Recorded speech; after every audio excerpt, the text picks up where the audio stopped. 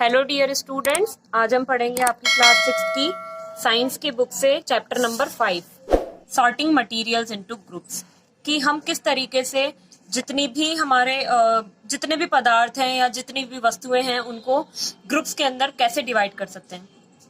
सबसे पहले आते हैं हम क्लासिफिकेशन पर कि किस तरीके से उन्हें हम डिवाइड करें। Grouping things together on the basis of a certain similar properties is called classification. The characteristic property used for classification can be physical or chemical. The classification of things helps because if you know about one thing, the knowledge about other things belonging to the same groups becomes easy to acquire. For example, if your friend says mathematics, you will know what sort of information the books should be carrying. कि जब आपके friends mathematics की बात करेंगे तो आपको कौन सी books लेनी है, आपको मैथ्स की ही बुक्स लेनी है, ना कि किसी दूसरे सब्जेक्ट्स की। प्रॉपर्टीज ऑफ मटेरियल्स कि हर एक वस्तु की क्या क्या गुण होते हैं या क्या क्या प्रॉपर्टीज होती है। Materials can be classified based on the following properties: luster यानी कि चमक, roughness, hardness, transparency, state, solubility in water and flotation. Luster is the ability of some materials to shine, यानी कि किसी चीज को चमकाने के लिए जो एबिलिटी होती है उसे हम कहते हैं लस्टर। जैसे कि आप गोल्ड में देख सकते हैं कि ये जितना अच्छा तरीके से चमकता है तो ये होती है उसकी शाइन की जो कैरेक्टर होता है वो लस्टर के कारण होता है। बेस्ड ऑन वेदर और not they have luster, materials can be classified as follows: materials that have luster, metals such as gold, silver, copper and iron are examples of materials that have luster. Materials that lack luster, जिन मटीरियल्स के अंदर चमक नहीं होती है वो क्या होते हैं? Paper, cardboard, wood, rubber are examples of materials that lack luster. अब आते हैं रफनेस पर, ये है second type. Based on the roughness of their surfaces, materials can be classified as rough और स्मूथ। रफ में क्या क्या आएंगे? Bark of a tree, road and bricks are example of rough surfaces. Smooth के अंदर क्या आएंगे? Flower petals, surface of a mirror and a baby's skin and are example of smooth surfaces. अब third, hardness. Based on their hardness, materials can be classified as hard or soft. Hard में हम क्या क्या देखेंगे? Wood and metals are example of hard materials.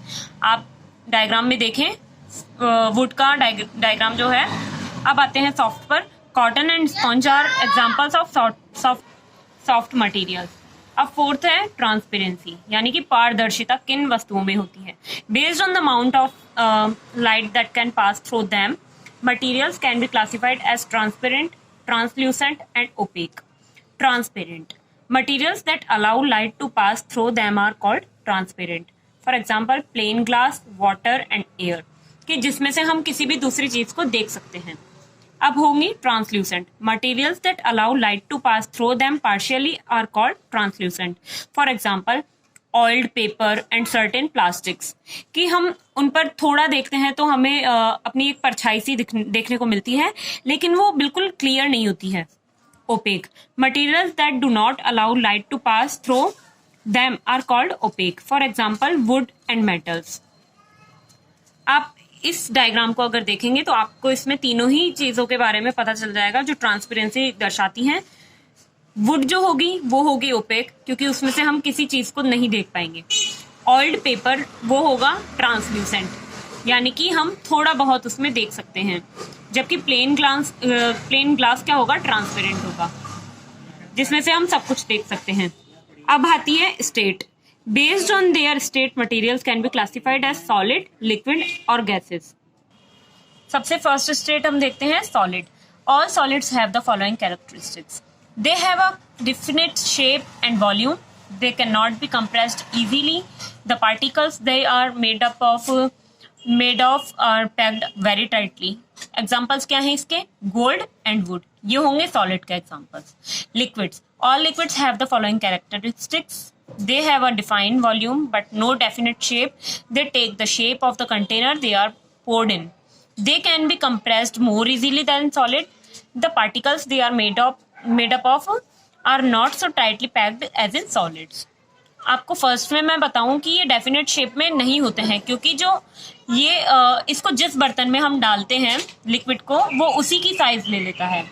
Examples क्या होंगे? Water and tea. Gases, all gases have the following characteristics. They have no definite shape और volume, they can be compressed very easily. जैसा कि cylinder में हम देखते हैं, कोई भी गैस सिलेंडर जैसे होता है हमारे घर में जो यूज़ करते हैं, हम डोमेस्टिक यूज़ करते हैं, उसमें जो गैस देखते हैं हम, वो उसी के थ्रू जो हम गैस स्टोव जो होता है उसको हम जलाते हैं, उसमें जो गैस भरी हुई होती है वो होती है LPG. The particles they are made up of are packed loosely, oxygen and carbon dioxide. Solubility in water. Based on their solubility in water, materials can be classified as follows. Soluble. Solids that dissolve in water are said to be soluble in water. जो कि आसानी से घुल जाते हैं पानी के अंदर. For example, sugar and common salt. Insoluble. Solids that do not dissolve in water are said to be insoluble in water. For example, sand and chalk. ये पानी के अंदर नहीं घुलते हैं. Miscible. Liquids that dissolve in water are said to be miscible in water. For example, alcohol and vinegar. Immiscible. Liquids that do not dissolve in water are said to be immiscible in water. For example, coconut oil and petrol. Gases such as carbon dioxide and oxygen are dissolved in water. Flotation. Flotation is the ability of some materials to float on water based on whether or not they can float on water. Materials can be classified as follows. Materials that float.